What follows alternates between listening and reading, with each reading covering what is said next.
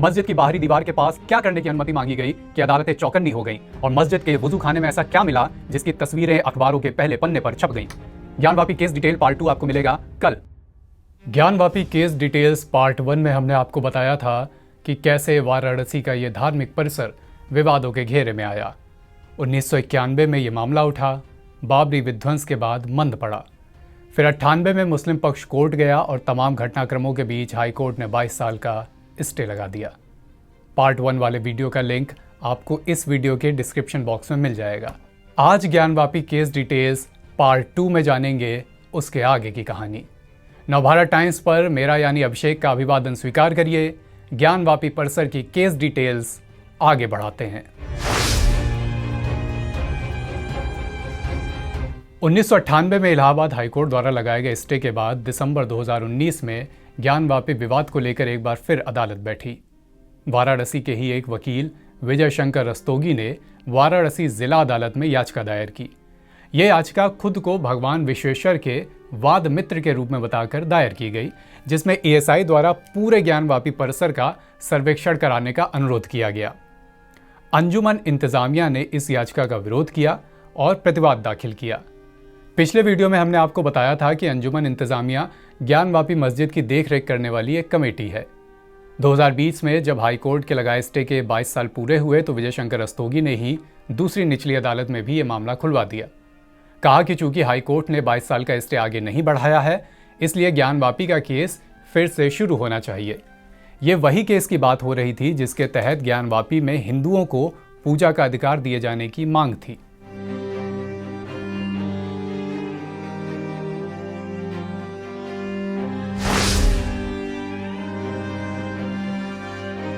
इस दौरान याचिकाकर्ता रस्तोगी ने दावा किया कि काशी विश्वनाथ मंदिर का निर्माण लगभग 2000 साल पहले महाराजा विक्रमादित्य ने कराया था, लेकिन मुगल सम्राट औरंगजेब ने साल 1964 में मंदिर को नष्ट कर दिया। इसी के बाद नष्ट किए गए हिस्से पर मस्जिद का निर्माण कराया गया, ऐसा दावा हुआ। मुस्लिम पक्ष इस बीच बार बार प्लेसेस ऑफ वर्शिप एक्ट 1991 का जिक्र करता रहा। इस एक्ट के बारे में भी हमने आपको ज्ञानवापी केस डिटेल्स पार्ट 1 में विस्तार से बताया था कि देश में किसी भी धर्म के किसी भी पूजा स्थल को उसी स्वरूप में रखा जाएगा जिस स्वरूप में वो देश की आज़ादी के वक्त था।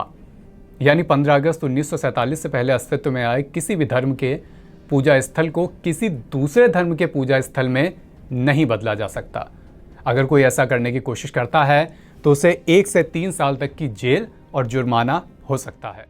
मुस्लिम पक्ष ने यह दलील रखी कि चूंकि 15 अगस्त 1947 को ज्ञानवापी परिसर मस्जिद की शक्ल में था तो यहाँ मस्जिद ही रहनी चाहिए और ऐसे किसी भी केस का अब कोई औचित्य नहीं। इस बीच मार्च 2021 में वकील अश्विनी कुमार उपाध्याय ने सुप्रीम कोर्ट में एक पीआईएल दाखिल की। पीआईएल दाखिल करके प्लेसेस ऑफ वर्शिप एक्ट 1991 को चुनौती दे डाली।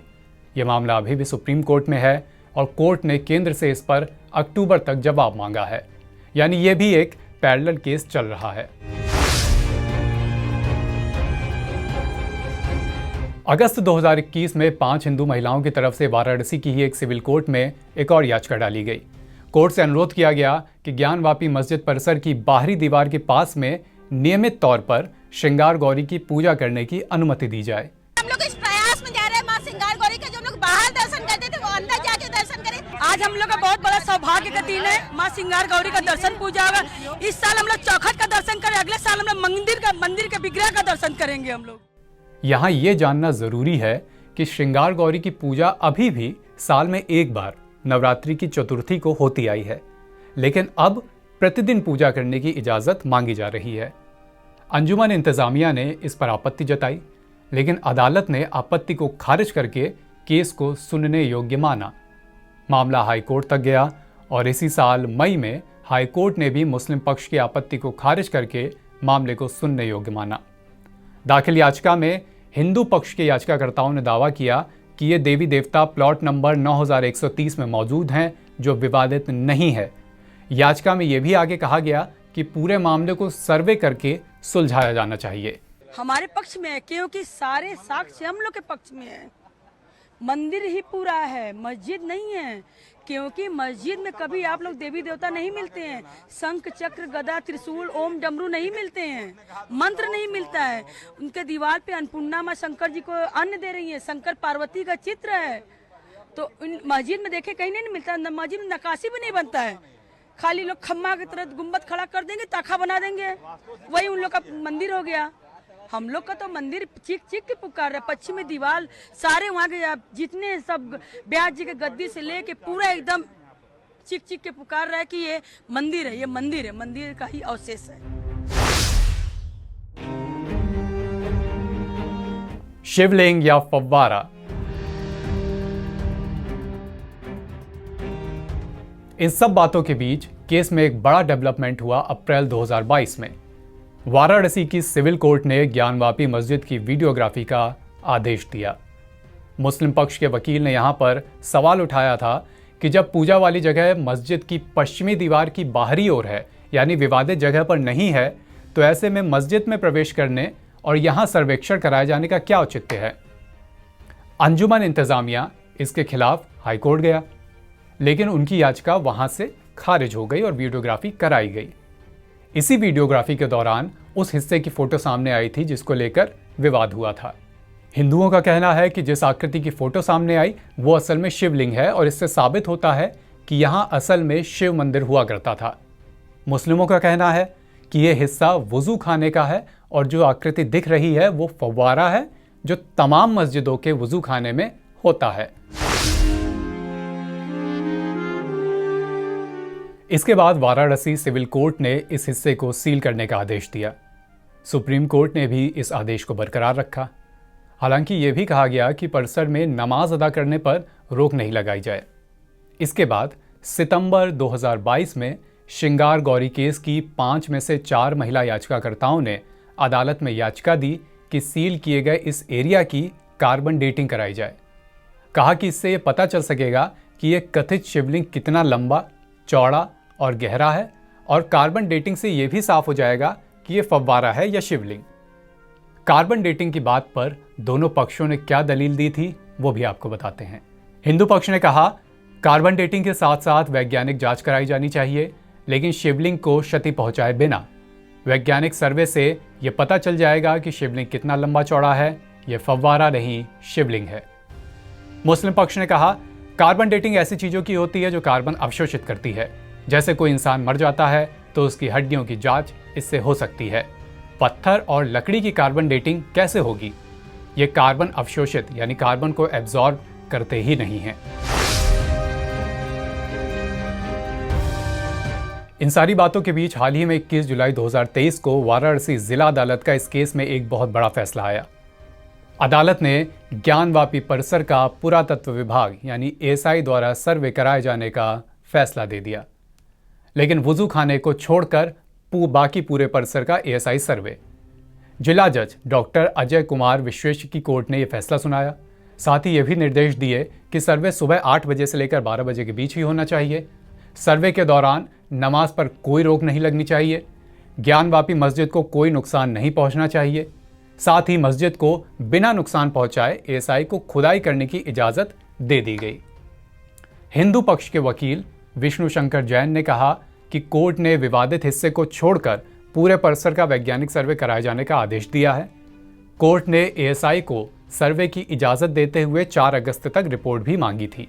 24 जुलाई को ज्ञानवापी परिसर में एएसआई का सर्वे शुरू होता है। इस बीच मुस्लिम पक्ष इस सर्वे के खिलाफ पहुंचता है सुप्रीम कोर्ट। इधर सर्वे शुरू होता है, उधर सुप्रीम कोर्ट में सुनवाई। एएसआई की एक टीम पश्चिमी दीवार के पास लगती है, एक टीम गुंबदों के पास, एक टीम मस्जिद के चबूतरे की ओर और एक टीम परिसर के सर्वे के लिए लग जाती है। कुछ ही देर का सर्वे होता है कि सुप्रीम कोर्ट का इस पर बड़ा आदेश आ जाता है। काशी के ज्ञानवापी परिसर में पुरातत्व विभाग यानी कि एएसआई के सर्वे पर सुप्रीम कोर्ट की रोक लग जाती है। सर्वे रोकने के साथ ही सुप्रीम कोर्ट ने आगे की सुनवाई के लिए इलाहाबाद हाई कोर्ट जाने के लिए भी कहा। इसके बाद इलाहाबाद हाई कोर्ट ने बीती 26 और 27 जुलाई को एएसआई सर्वे पर सुनवाई की और 3 अगस्त तक के लिए सर्वे पर स्टे को बरकरार रखा है। अब इस पर आगे का फैसला 3 अगस्त को होगा। तब तक के लिए ज्ञानवापी परिसर में एएसआई का सर्वे रुका हुआ है। हिंदू पक्ष से डेट के लिए कुछ नहीं कहा गया। उन्होंने आर्गूमेंट किए कि चूंकि जो एडवोकेट कमिश्नर की रिपोर्ट आई है उसमें बहुत सी चीजें पाई गई हैं जिसके ऑथेंटिकेशन के लिए एएसआई सर्वे आवश्यक है, जिसका हम लोग द्वारा विरोध किया गया, ये कहते हुए कि ये अभी स्टेज नहीं है एएसआई सर्वे की, और साइंटिफिक सर्वे केवल एविडेंस आने के बाद ही कोर्ट को अगर लगता है कि वो कोई निर्णय बगैर साइंटिफिक सर्वे के नहीं दे सकती तभी साइंटिफिक सर्वे कराया जा सकता है। वो स्टेज अभी नहीं है, चूंकि अभी नीचे न्यायालय में 3 प्रतिवादियों के द्वारा अपना जवाब दावा भी नहीं प्रस्तुत किया गया है, इश्यूज नहीं फ्रेम हुए, डॉक्यूमेंट्री एविडेंस नहीं फाइल हुई। लिहाजा इस स्टेज पर साइंटिफिक सर्वे का ऑर्डर देना बिल्कुल इलीगल है और डिस्ट्रिक्ट जज ने जो आदेश पारित किया है वो टोटली विदाउट जुडिक्शन है। ये थी काशी के ज्ञानवापी परिसर की कंप्लीट केस डिटेल्स जो हमने आपको 2 किश्तों में बताई। इस वीडियो पर और ज्ञानवापी के इस पूरे मसले पर आपकी क्या राय है, हमें कमेंट बॉक्स में ज़रूर बताइए। ये भी बताइए कि अब आप किस मुद्दे पर ऐसा केस डिटेल सरीखा विस्तृत वीडियो देखना चाहते हैं। हम जल्द ही उस टॉपिक पर पूरी तफ्तीश के साथ वीडियो बनाकर आपके पास लाएंगे। अपना और अपनों का ख्याल रखिए। शुक्रिया।